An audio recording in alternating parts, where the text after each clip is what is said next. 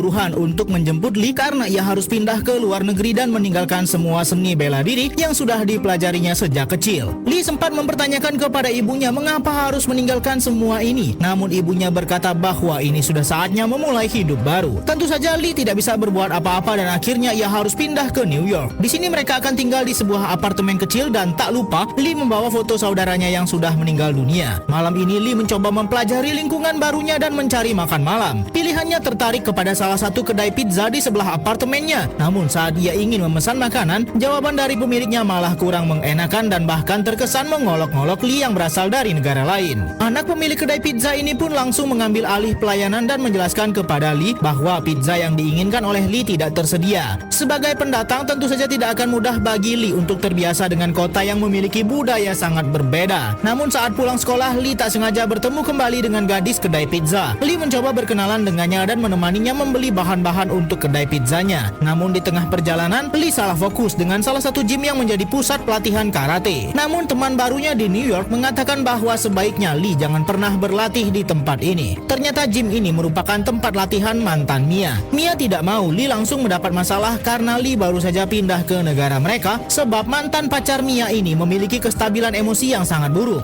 Mia dan Lee sedang berkunjung ke toko kelontong yang dikelola oleh orang Chinese. Awalnya Mia mendapat harga yang sangat mahal, namun setelah Lee menawar dengan bahasa Chinese, mereka pun mendapat harga yang sangat murah. Mia pun kaget ternyata begitu cara kerja di Chinatown. Sebagai imbalannya, Mia mengajak Lee untuk berkeliling kota dan mengajarkan Lee bagaimana cara kerja New York yang tentu saja sangat berbeda dengan negara asalnya yaitu China. Namun saat dalam perjalanan motor mereka mogok sehingga Lee dan Mia harus pulang menggunakan kereta dan tepat pula mantan pacar Mia ada di sini mengganggu mereka. Connor mengira Lee sudah merebut Mia darinya dan langsung menghajar Lee tepat di wajahnya. Tentu saja Mia merasa sangat bersalah dan meminta ayahnya untuk menutupi luka lebam di wajah Lee. Walaupun sudah berusaha sebaik mungkin menutupi luka lebam di wajahnya, tetap saja ibunya tahu bahwa Lee baru saja berkelahi. Ibunya sangat marah karena tujuan mereka pindah ke negara ini adalah agar Lee menjauhi ilmu bela diri dan perkelahian. Lee masih sangat mencintai bela diri terutama kungfu. Abangnya sangat mendukung Lee bisa menjadi ahli kungfu terbaik nantinya. Namun sekarang Lee harus mengubur mimpinya itu dalam-dalam. Saat pulang sekolah lagi-lagi Lee diganggu oleh Connor. Kali ini Lee tidak akan diam dan mencoba untuk melawan. Tapi walaupun Lee sudah sering berlatih kungfu, Connor ternyata juga menguasai bela diri karate sehingga kali ini Lee harus kalah. Connor pun juga menantang Lee untuk bertanding melawannya di kompetisi karate paling mengerikan di kota mereka. Namun saat sedang merenungi itu, Lee tak sengaja bertemu dengan beberapa orang preman yang ingin menyerang tetangganya. Saat Lee ingin membantu, ia malah diserang juga para preman ini. Disinilah Lee memiliki kesempatan untuk menggunakan kekuatan bela dirinya untuk menolong orang lain. Sebab para preman ini baru saja menyerang ayah teman barunya di kota ini. Victor sangat berterima kasih atas bantuan yang diberikan oleh Lee. Dan barulah Victor mau terbuka kepada Lee bahwa para preman itu menyerang untuk menagih hutang kepada Victor karena Victor memiliki hutang yang sangat banyak dengan bos mereka. Victor menceritakan bahwa sebenarnya ia adalah mantan petinju amatir terbaik di kota mereka dan secara mengejutkan Victor meminta Lee mengajarkannya kungfu. Victor mengira inilah kesempatan untuk kembali ke ring untuk mendapat uang agar bisa melunasi hutangnya sebab ada ahli kungfu yang baru saja menjadi temannya. Lee awalnya bimbang, namun setelah berkonsultasi dengan gurunya di Beijing, akhirnya Lee mau melatih Victor karena guru Han mengatakan bahwa membagikan ilmu adalah hal yang baik. Mereka pun mulai latihan dan Anna terlihat sangat kaget melihat Lee berkelahi dengan ayahnya. Mereka pun mencoba meyakinkan Anna bahwa semua akan berjalan dengan baik-baik saja. Akhirnya Anna pun hanya bisa pasrah membiarkan ayahnya berlatih dengan Lee. Banyak sekali ilmu yang diajarkan oleh Lee, mulai dari keseimbangan kuda-kuda, pukulan kilat, dan tujuan utama mereka adalah meningkatkan kelincahan Victor saat bertinju di atas ring. Setelah berlatih tinju dan kungfu dimanapun dan kapanpun, Victor terlihat sudah sangat siap untuk kembali ke ring setelah sekian lama pensiun.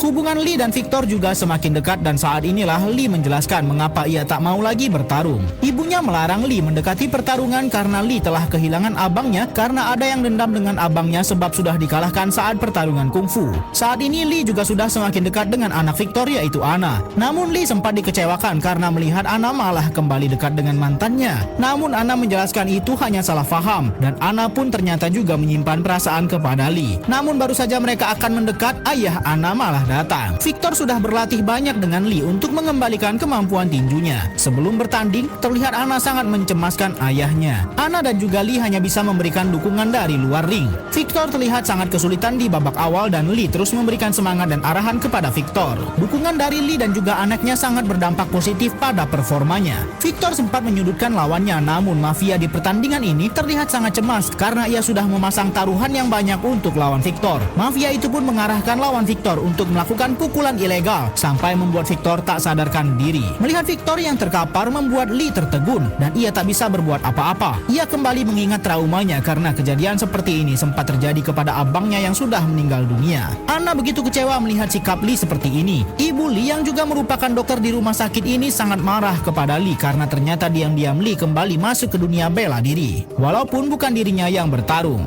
Namun saat Lee pulang sekolah, tiba-tiba ada orang misterius yang menyerangnya dan itu ternyata adalah Han Shifu, guru kungfu Lee saat masih di Beijing. Han awalnya hanya ingin berkunjung, namun ia tentu saja sangat kecewa melihat Lee akan meninggalkan bela diri begitu saja. Sehingga Han pun memaksa Lee untuk bertanggung jawab kepada Victor. Dan guru Han langsung mengatakan bahwa Lee akan bertanggung jawab atas semua kekacauan ini. Ternyata Han ingin Lee ikut dalam kompetisi karate yang katanya paling keras di kota ini dan memenangkan hadiahnya untuk membantu Victor yang sedang terbaring di rumah sakit. Guru Han juga sampai rela datang ke rumah rekan lamanya dan menemui murid rekannya itu. Guru Han meminta pemuda ini melatih Lee ilmu karate sebab rekan Guru Han dulu adalah ahli karate Miyagi dan sudah menurunkan ilmunya kepada Daniel. Waktunya untuk berlatih hanya tinggal 1 minggu sebelum pertarungan sesungguhnya dimulai. Lee harus mempelajari ilmu karate secepat mungkin dan Guru Daniel akan mengajarkannya karate dan Guru Han akan mengkombinasikannya dengan ilmu kungfu. Sebelum hari pertandingan dimulai, Guru Han mengatakan kepada Lee untuk menyelesaikan dulu semua permasalahan yang ada agar Lee fokus saat bertanding. Hal pertama yang dilakukan Lee adalah pura-pura memesan pizza kepada Anna karena memang Anna sempat sangat marah kepada Lee karena sudah meninggalkan ayahnya saat masuk rumah sakit. Untunglah semua rencana Lee berjalan dengan lancar dan hubungannya dengan Anna sudah membaik. Kompetisi karate yang katanya paling keras di kota dah siap. Pandainya. Murid-murid, sini. Kalian semua dah sedia dah untuk rumah terbuka kita?